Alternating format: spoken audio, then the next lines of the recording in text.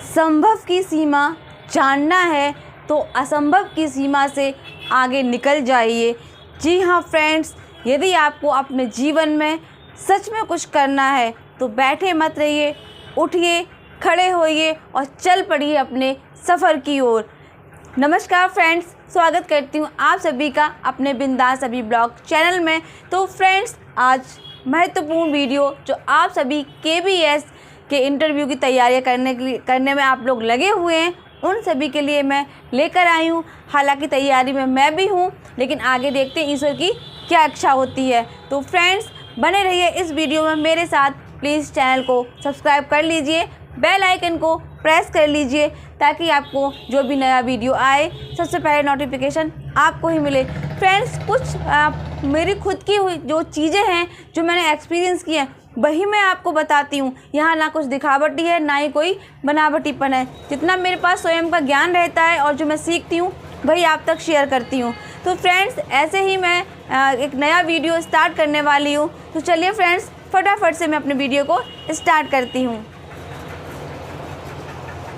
तो फ्रेंड्स, यहाँ पर देख लीजिए, मैंने लिखा हुआ है अनुक्रमणिका आरोह भाग 1। यानी कि मेरे पास कमेंट्स आया था कि मैम TGT PGT की जो बुक्स हैं और उनका जो सिलेबस है आप मुझे बता दीजिए। तो मैंने उनके कमेंट को ध्यान में रखते हुए, कमेंट उनका था, ज़रूरत सबकी थी, इसीलिए फ्रेंड्स मैंने कहा क्यों ना इस ज़रूरत को मुझे भी है और आई होप कि आप सबको भी होगी। तो मैंने इस पर एक वीडियो बनाना ज़रूरी समझा। तो फ्रेंड्स, जो आपकी क्लास 11th है उसमें यानी कक्षा 11 में आप देख लेंगे आरोह भाग 1 लगा हुआ है और बितान भाग 1।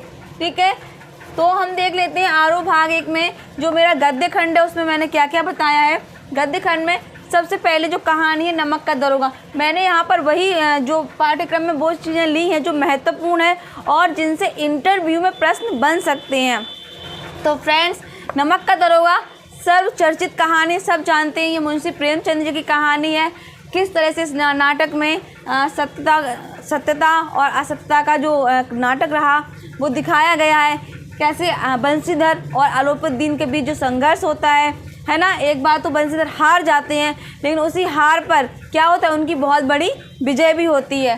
तो इस कहानी को यहाँ पर आप बहुत अच्छे से पढ़कर जाइए और प्रेमचंद जी से संबंधित जो भी महत्वपूर्ण प्रश्न है वो ज़रूर पढ़कर जाइए। जैसे उनके बचपन का या मूल नाम क्या था, तो आपको पता होना चाहिए कि उनके बचपन का और मूल नाम धनपत राय था। ये छोटी छोटी चीज़ें किंतु बड़े बड़े काम कर जाती हैं। तो वही बात है यहाँ पर।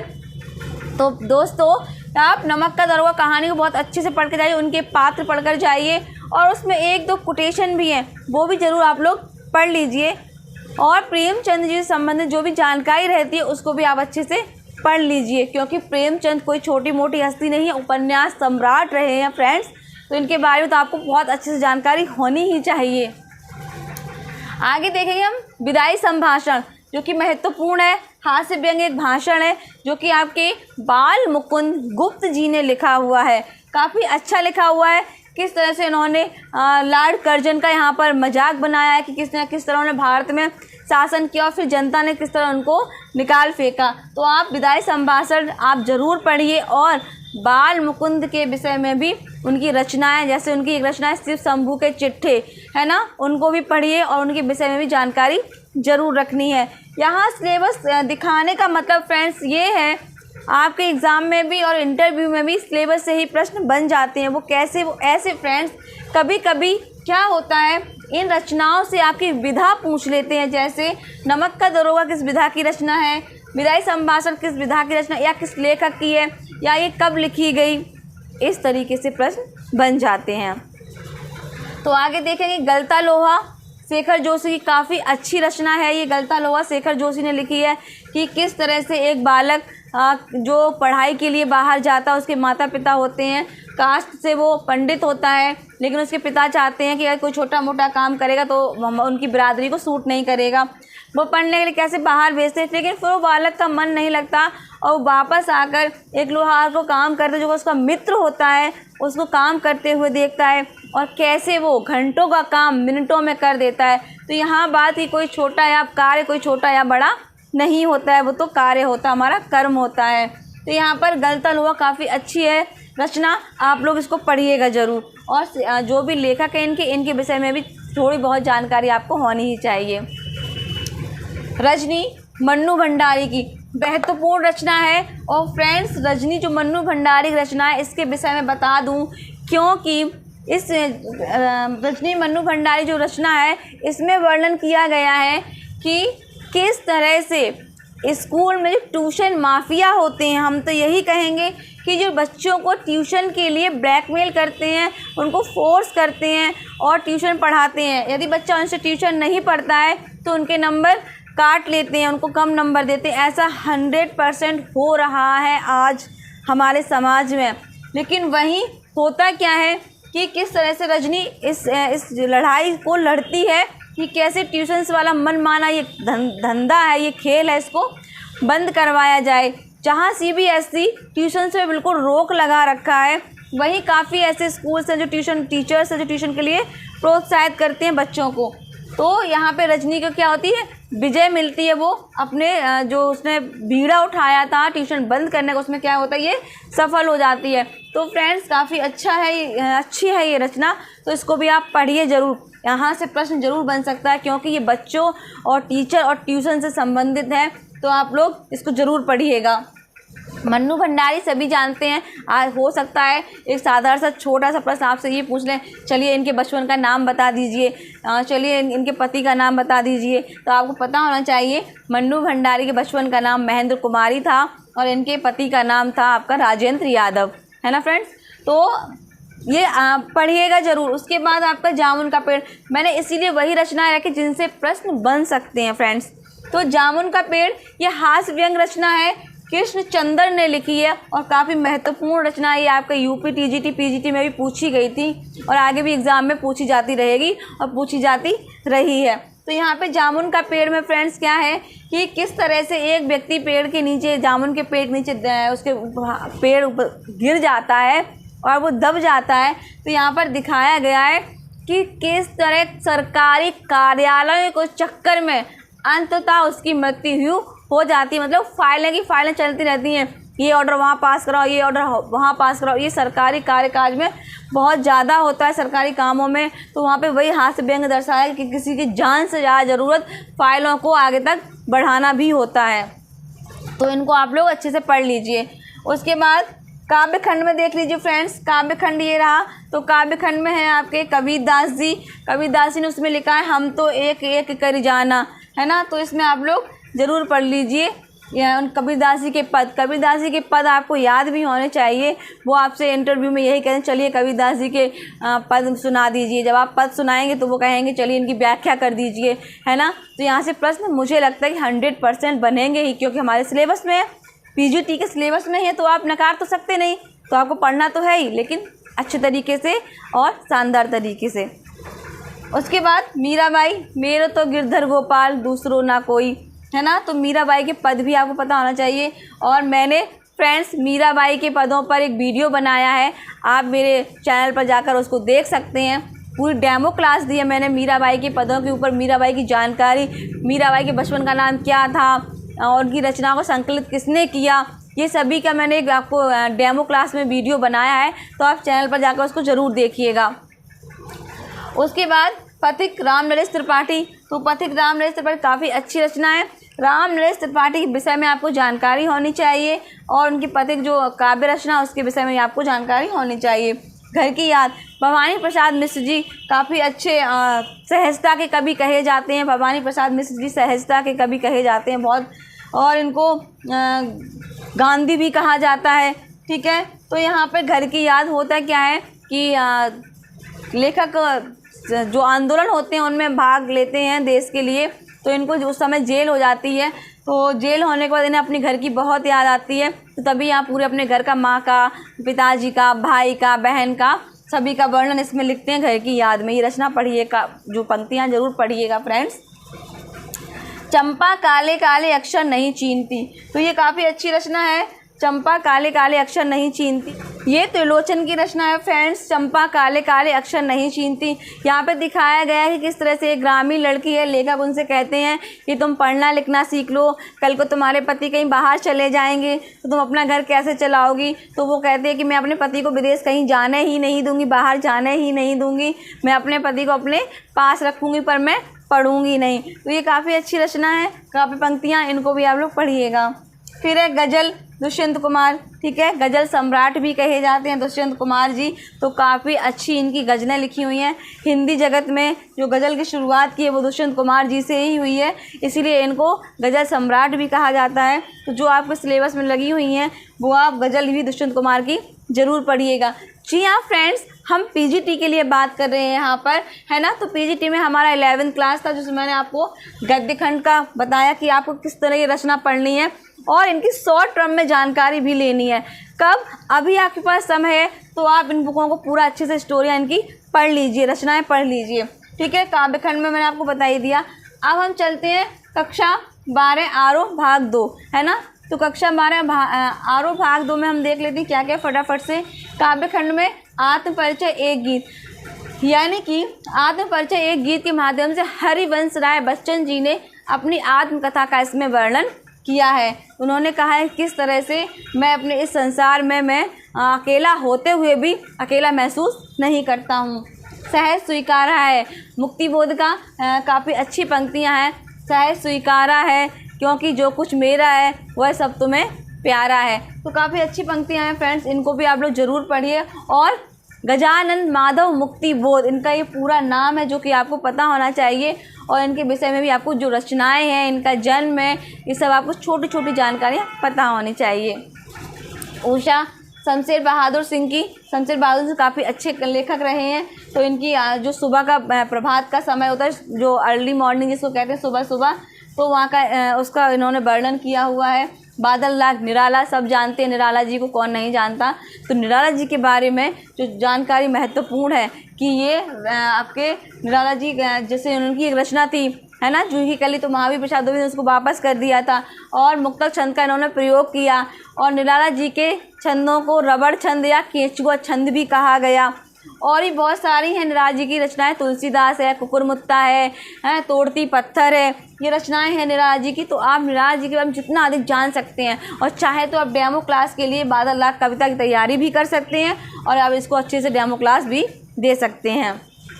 कविता बली उत्तराखंड से मेरे पास एक कमेंट्स आया था, मुझे नाम तो उनका याद नहीं, कि मैम मैंने तुलसीदास जी से अपनी डेमो क्लास की तैयारी की है। तो बहुत अच्छा किया आपने की है। बस मैं यही कहूँ कि जिसकी आपने तैयारी की उसके बारे में विस्तार रूप से समझ लीजिए और स्वयं भी जान लीजिए, और आप बच्चों को कम समय में अच्छी तरीके कैसे समझा सकते हैं उसकी भी प्रैक्टिस कर लीजिए। तो आप कोई दिक्कत नहीं है, आप जैसे तैयारी कर सकते हैं। आप देखिए बच्चे को कितना पहुंचा सकते हैं, उसको कितना समझा सकते हैं, उस तरीके से सरल शब्दों में तैयारी करनी है डेमो क्लास के लिए। क्योंकि बच्चा चाहे 11th का हो, 12th का हो, 9th का हो, 10th का हो, है ना, वो आपके लिए बच्चा है। जितनी समझ आपको चीज़ें आपने पढ़ी उतनी चीज़ें उस बच्चे ने तो नहीं पढ़ी हैं। तो बेहतर जानकारी जाहिर सी बात है हम आपको ही है, बच्चों को नहीं है। तो आपको बच्चों को वो सरल भाषा में बेहतर जानकारी देनी है। अब हम देख लेते हैं गद्य खंड।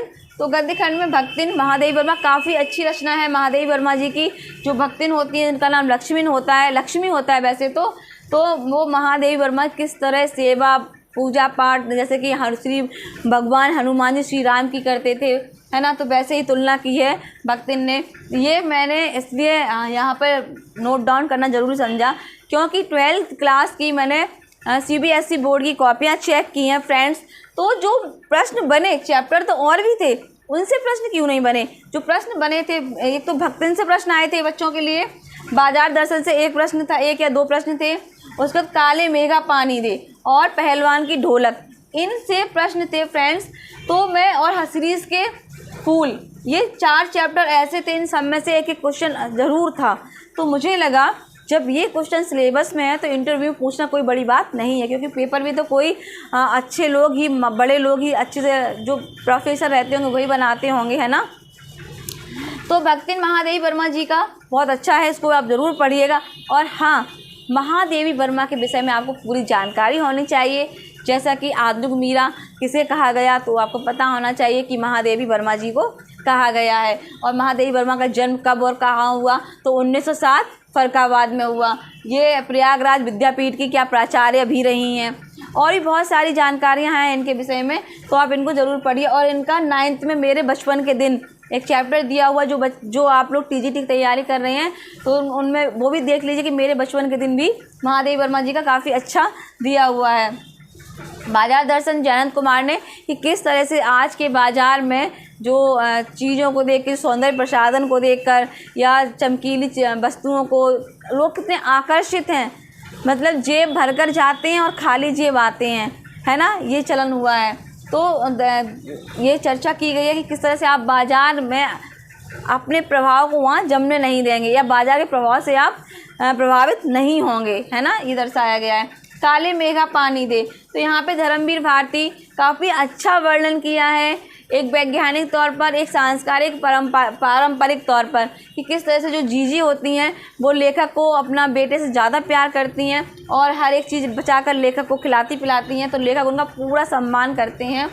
तो काले मेघा पानी दे यदि आपने नहीं पढ़ा है तो इस पाठ को ज़रूर पढ़िए कि किस तरह से मेढक मंडली बनती है और बरसात शुरू होने से पहले पूरे गांव में पानी मांगती है। गुड़ धानी दे गुड़ पानी दे, ऐसी कुछ पंक्तियां हैं फ्रेंड्स, है ना। तुमने पढ़ी है, मैंने बट अभी मुझे याद नहीं आ रहा है, कुछ ऐसे ही हैं, गुड़ धानी दे। तो आप लोग ज़रूर इसको पढ़िएगा ज़रूर। और धर्मवीर भारती के बारे में भी आपको जानकारी होनी चाहिए। पहलवान की ढोलक काफ़ी अच्छा चैप्टर है ये। नाम आ रहा है कि पहलवान की ढोलक कैसा चैप्टर हो सकता है, तो फणीश्वर नाथ रेणु जी ने लिखा है। उन्होंने देखा कि किस तरह गांव में पहलवान होता है, वो बचपन में उसके माँ बाप नहीं रहते हैं तो उसकी सास उसको पालती हैं और सेवा करती हैं। तो जो वो पहलवानी करता था तो उसे ढोलक, जब वो ढोलक बजाता था तो उसे ढोलक में काफ़ी इंटरेस्ट था। कहते हैं कि जिस काम में आपको इंटरेस्ट हो वो करो तो तरक्की ज़रूर मिलती है ना। तो वही ये पहलवान की ढोलक, इस रचना को आप लोग पढ़िएगा ज़रूर, काफ़ी अच्छी रचना है कि ढोलक किस तरह से गांव में महामारी फैलती है और वो ढोलक की तान पर ही पूरे गांव को समय तक जिंदा रख सकता है, लेकिन एक समय बाद वो खुद भी मर जाता है। उसके 2 बेटे होते हैं, वो भी मर जाते हैं। सीरीज़ के फूल हजारी प्रसाद द्विवेदी काफ़ी बेहतरीन रचना है। सीरीज़ के फूल आज के समय लेखक ने प्राचीन और वर्तमान चीज़ों को जोड़ा कि प्राचीन समय में सीरीज़ के फूल कितनी महत्वता होती थी, क्या क्या इनसे अच्छे काम हो जाते थे, और प्रहार किया है ऐतिहासिक चीज़ों और वर्तमान चीज़ों को लेकर सीरीज़ के फूल पर हजारी प्रसाद द्विवेदी। तो हजारी प्रसाद द्विवेदी कौन नहीं जानता, जितने भी लेखक हैं सभी ने सबके नाम सुने हैं, बस ज़रूरत है तो आपको थोड़ा बहुत पढ़ने की और समझने की। वहीं श्रम विभाजन और जाति प्रथा डॉक्टर भीमराव अंबेडकर की लिखी हुई। तो आप सबको पता है कि डॉक्टर भीमराव अंबेडकर साहब ने श्रम विभाजन और जाति प्रथा का डटकर विरोध किया और आज उनकी वजह से हम सब एक संविधान के द्वारा जो भी हमारे निर्णय कानून होते हैं उनका हम पालन करते हैं। बितान भाग 2 यानी कि 12th क्लास की बितान भाग 2 है और आपकी 11th क्लास में भी बितान भाग 1 है, तो आप लोग ज़रूर देख लीजिए फ्रेंड्स। 11th की बितान 11th क्लास की भी बितान है जिसमें दिया हुआ है कि गायिकाओं में बेजोड़ लता मंगेशकर, है ना, तो उनको भी आप लोग पढ़ के बाद देख ज़रूर लीजिएगा। तो फ्रेंड्स आगे देख लेते हैं हम कि यहाँ पे सिल्वर वेडिंग बितान भाग 2 यानी कि 12th क्लास में आपकी बितान भाग 2 भी है। वहाँ पे सिल्वर वेडिंग मनोहर श्याम जोशी, है ना। तो सिल्वर वेडिंग होता क्या है कि लेखक अपनी एक लंबी कहानी लिखते हैं मनोहर श्याम जोशी जी कि किस तरह से उनकी सिल्वर वेडिंग यानी कि जो 25वीं शादी की सालगिरह होती है तो मनाई जाती है। उनका एक उनकी जवान पर एक वाक्य रहता है, सम हाउ इम्प्रॉपर, मतलब वो अनिर्णय की स्थिति में बने रहते हैं कि पहले मेरे समय में ऐसा था, वर्तमान में ऐसे कैसे हो सकता है ऐसा, सम हाउ इम्प्रॉपर, है ना। तो ये मनोहर श्याम जोशी जो लेखक है उनके जवान पे ये चीज़ रहती थी। जूझ आनंद यादव काफ़ी अच्छी रचना है। जूझ में दिखाया गया कि किस तरह से आनंद, जो कि उसमें नाम आनंदा है ना लेखक का, उसने स्वयं ये आत्मकथा उपन्यास, ये इसका हम रचना कहें तो आत्मकथा ये उपन्यास लिखा है। लेखक ने स्वयं अपनी आत्मकथा लिखी है उपन्यास के रूप में। तो उन्होंने बताया है कि किस तरह मैंने जो गाँव की गरीबी थी और जो पढ़ाई के प्रति रुझान नहीं था लोगों, वो सब मैंने झेला है। और लेखक कितनी मुसीबतों का सामना करके, यानी कि पहले खेतों का काम करके आता था, फिर वो पढ़ने के लिए जाता था, इन संघर्षों को स्वयं लेखक ने झेला है। अतीत में दबे पाँव ओम थानवी जो कि राजस्थान से पत्रकार भी रह चुके हैं। ओम थानवी जी काफ़ी अच्छे काम किए हैं पत्रकारिता में तो और साहित्य में भी फ्रेंड्स। तो अतीत में दबे पाँव आप लोग इनकी रचना ज़रूर पढ़िएगा। फिर डायरी के पन्ने, एन फ्रैंक, जर्मनी की थी ये एन फ्रैंक, और इन्होंने अपनी आत्मकथा यानी कि डायरी लिखी है ना। उस डायरी में एक गुड़िया को संबोधित करते हुए इन्होंने पूरी अपनी डायरी को लिखा। तो फ्रेंड्स, ये सब सिलेबस जो है आप सबको पहले तो आपको एक काम ये करना है कि एक बार नहीं, जब भी आप कुछ पढ़ने चलें, अगर पीजीटी से हैं तो उसका सिलेबस पहले पूरा सिलेबस देख लीजिए। टीजीटी से हैं, 9, 10 तैयारी कर रहे हैं तो उसका पूरा सिलेबस एक बार देख लीजिए कि मुझे करना क्या क्या है, और लगन से करिए। और एक चीज़ और, मेरे पास कमेंट आ रहे हैं कि म्यूज़िक की कट ऑफ इतनी गई है तो हिंदी का क्या होगा। फ्रेंड्स, जो होगा वो होगा, है ना। कहते हैं ना कि कोई एक ही चीज़ तो नहीं है दुनिया में। अगर हम तैयारी कर रहे हैं तो हमें मंजिल ही तो चाहिए। मुझे KBS नहीं है सही तो आपका DSS भी आ रहा है, प्रयास करते रहिए। कहने का तात्पर्य ये है कि एक प्रयास में ना सही फ्रेंड्स, हमें 2-4 प्रयास करने पड़े और सफलता मिल जाए तो कोई बुराई नहीं है ना। जैसे आपके जॉन इब्राहिम लिंकन पूरी उम्र लड़े, लेकिन लास्ट स्टेज पर आकर लगभग वो काफ़ी एज के हो गए तब जाके वो राष्ट्रपति बने थे। तो ऐसे हमें थोड़े थोड़े मोटिवेट होना चाहिए और अपनी आस और उम्मीद नहीं छोड़नी चाहिए। यही कहूँ KBS में होता है तो बहुत अच्छा है, वरना जो तैयारी कर रहे हैं आप, वो आपके अगले एग्ज़ाम में काम आएगी और आप बेस्ट हो जाएंगे। वहाँ आप एकदम से क्या फाइट कर जाएंगे। जी हाँ फ्रेंड्स, तो DSS की तैयारी कीजिए, UP TGT PGT आने वाला है, नेट आने वाला है, तैयारी में लगे रहिए, विराम मत दीजिए, है ना। तो तैयारी कभी व्यर्थ नहीं जाएगी। तो इसी के साथ फ्रेंड्स, एक छोटी सी कोशिश, प्लीज़ आप लोग वीडियो को लाइक कीजिए, अपना प्यार दीजिए और चैनल को सपोर्ट भी कीजिए। इसी के साथ आप सभी का वीडियो देखने के लिए बहुत बहुत धन्यवाद।